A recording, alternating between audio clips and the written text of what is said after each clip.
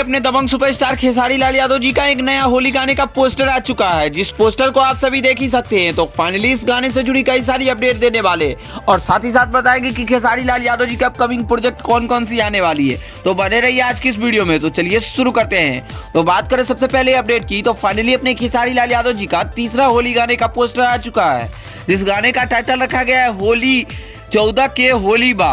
वैसे इस गाने में अपने ट्रेंडिंग स्टार खेसारी लाल यादव जी के साथ प्रिया राघवानी की जबरदस्त जोड़ी देखने को मिलने वाली है।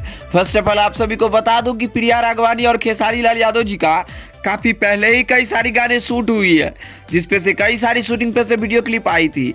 इसके अलावा इस गाने में अपने ट्रेंडिंग स्टार खेसारी लाल यादव जी ने गाया है और फीमेल सिंगर की बात करें तो फीमेल सिंगर में खुशी कक्कड़ जी ने गाया है।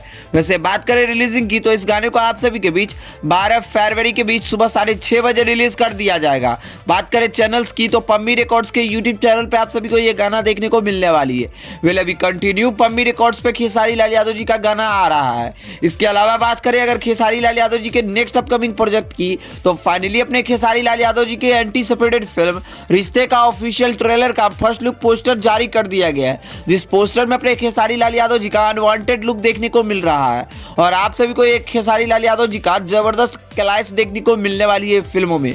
इस फिल्म के पोस्टर से आप सभी अंदाजा लगा सकते हैं कि फिल्म कितनी बड़ी होगी।